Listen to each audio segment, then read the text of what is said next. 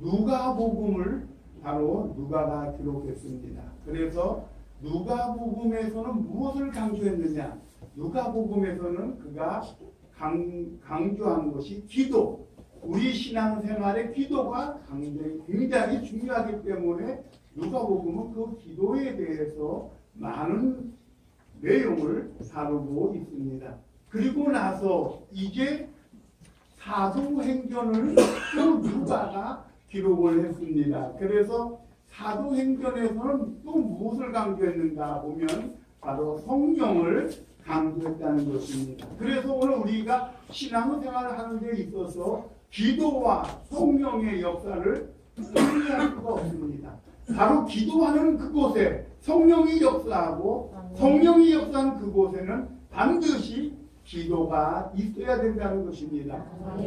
그래서 오늘 이 사도행전 13장에 나오는 이 안디옥 교회가 최초로 하나님 앞에 선교사를 파송하면서 하나님의 복음을 증거하겠다는 것입니다. 그러면 우리 예수님은 이 땅에 언제 오셨을까요? 아마 많은 신학자들은 우리 예수님이 온 시기를 BC 기원전 4세기에 오셨다고 합니다. 그리고 우리 예수님이 운명하시고 승천하신 그 기간을 주후 AD 30년 이렇게 기록이 되어 있습니다. 그래서 주 30년에 예수님께서 부활하시고 40일 동안 복음을 증거하시고 사도행전 2장에 보면 이제 오순절날 그들이 합심하여 열흘 기도할 때에 성령의 충만함을 받고 그들이 이제 모여서 복음을 전파하게 되어서 그 복음이 돌고 돌아서 오늘 우리에게 복음을 받고 하나님의 자녀가 되었습니다. 또한 우리 하나님께서는 우리를 통하여 이 복음을 전 세계 주님 오시는 그때에 이 복음이 전 세계에 전파되기를 위하여 우리를 택하시고 훈련시키고 여러분들을 통하여 이 복음을 전파하기를 원하고 있다는 것입니다. 그래서 우리 사도행전은 이제 2장부터 12장까지는 어떠한 내용이냐면 유대인들을 위한 베드로 사도의 사역입니다. 그래서 2장부터 보면 베드로의 사역이 쭉 나옵니다.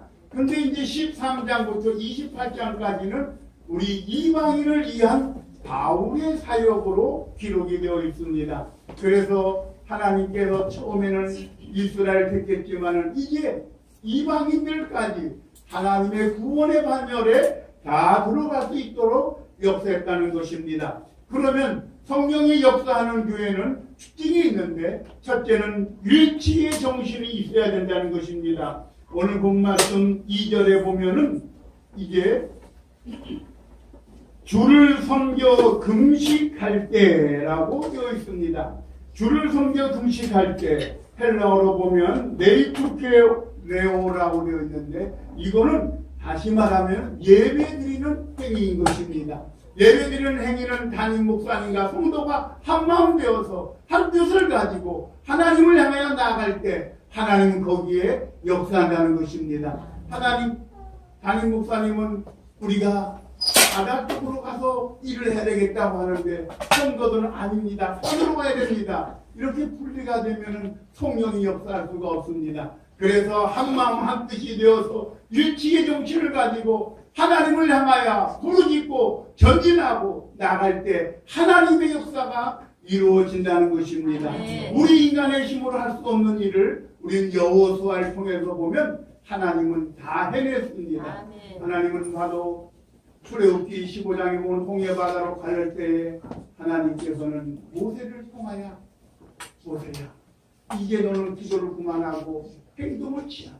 이 지팡이를 가지고 가서 홍해바다를 가를 때에 홍해바다가 갈라지는 놀라운 역사, 성령의 역사를 그들은 다 체험하게 되었다는 것입니다. 오늘 우리 주립교회도 하나님께서 그러한 은혜를 폭포수와 같이 부어줄 줄로 믿습니다. 그래서 우리 성도들이 일치의 정신을 가지고 하나님을 향하여 나아갈 때에 하나님이 이러한 놀라운 역사를 계획하시고 이제 주님의 지상 명령인 땅 끝까지를 이 복음을 증거하는 놀라운 우리 주립교회 인천 지역을 복음하는 주립교가 될 줄로 믿는 것입니다. 하나님은 반드시 그렇게 계획하시고 역사할 줄로 믿습니다. 우리는 일치의 정신이 필요합니다. 두 번째로는 기도의 정신이 필요합니다. 교회의 여러 가지 어려운 문제들은 왜 일어납니까? 교회가 기도하지 아니할 때 일어나는 것입니다. 그런데 오늘 사도행전 13장에는 그들이 이에 금식하며 기도하고 라고 했습니다. 금식하고 기도했다는 것은 무엇입니까? 바로 사생결단인 것입니다. 아버지, 이 어려운 문제들을 해결해 주지 아니하면 우리는 해낼 수 없습니다. 오직 하나님의 뜻을 기다리고 하나님을 바라보면서 나아갈 때에 하나님은 우리의 앞길을 인도하시고 역사해 줄 줄로 믿는 것입니다. 아무쪼록 우리 주립교회 우리 안인회 목사님은 늘 기도의 사람이고 성령의 사람이고 말씀의 사람이고 그렇기 때문에 이 주립교회가 주님 오시는 그날까지 존속될 것이고 이제 이어서 먼 훗날 2대 담임 목사, 3대 담임 목사가 계속 이어져서 하나님의 큰 영광을 돌릴 줄로 믿습니다. 많은 교회가 설립해서 몇 년을 가지 못하고 문을 닫는다고 합니다. 그래서 세상 사람, 부동산 하는 사람들도 하는 얘기가 교회를 얻으러 왔습니다. 이렇게 말하면은 뭐라고 비꼬느냐? 아, 저분이 한 3년을 견디나 3년 안에 문을 닫는다는 것입니다. 그러나 우리 주립교회는 오늘까지 줄기차게 기도하면서 지하실부터 올라왔기 때문에 반드시 주님이 역사하시고 인도하시고 주님 오시는 그날까지 이 땅 위에 인천 지역에 주립교회가 세워지고 동원하고 하나님의 영광이 크게 나타날 줄로 믿는 것입니다. 세 번째로는 소명의식이 있어야 됩니다. 이에 그들은 금식하고 두 사람에게 안수하여 보내리라고 했습니다. 오늘 교회가 더욱 성장하기 위해서는 보낼 사람을 보내야 돼요. 많은 신학교를 저가 우리 제자 신학교를 세우기 전에 5군데를 저가 강의를 쭉 다녔습니다. 2012년부터 해서 계속해서 강의를 가보면은 졸업도 다 하고 이제 하나님은 일을 하러 내보내야 되는데 가지 아니고 학교에 앉아가지고 들어오는 신입생들 뭐 방해하고 기도만 해라고 이런 데가 많이 있어요. 왜 그래요? 바로 안수해서 보내야 되는데 보내지 아니하고 그냥 눌러 앉아있으면 아니 된다는 것이죠. 그래서 하나님의 때가 되면 다 보내는데 오늘 본문에는 바울과 바나바를 세계 선교를 향해 첫 출발을 시작했다는 것입니다. 그래서 오늘 우리는 이렇게 우리 교회가 소명의식을 가지고 이 교회는 이 주립교회는 내 교회야. 내가 열심을 다하고 섬길 때에 하나님의 역사가 일어나고 하나님의 은혜가 나타날 것을 바라보면서 꼭 담임 목사님 계실 때만 봉사하는 것이 아니라 안 계실 때 봉사를 해야 돼요.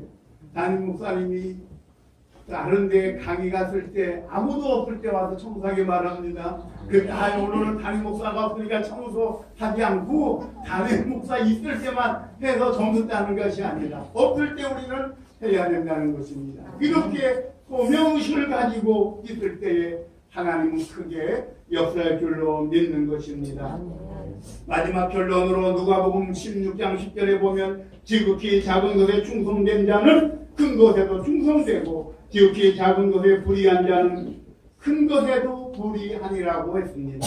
사랑하는 우리 성도 여러분, 오늘 여러분이 소속한 교회에서 지극히 작은 것부터 충성하시길 바랍니다. 충성할 때에 하나님은 더 큰 것을 여러분에게 맡기고 이제 우리 주립교회가 날로 부흥하며 성장하며 하나님의 뜻을 이룰 줄로 믿습니다. 이러한 은혜가 폭포수같이 넘치시기를 주의 이름으로 축복합니다. 기도하겠습니다.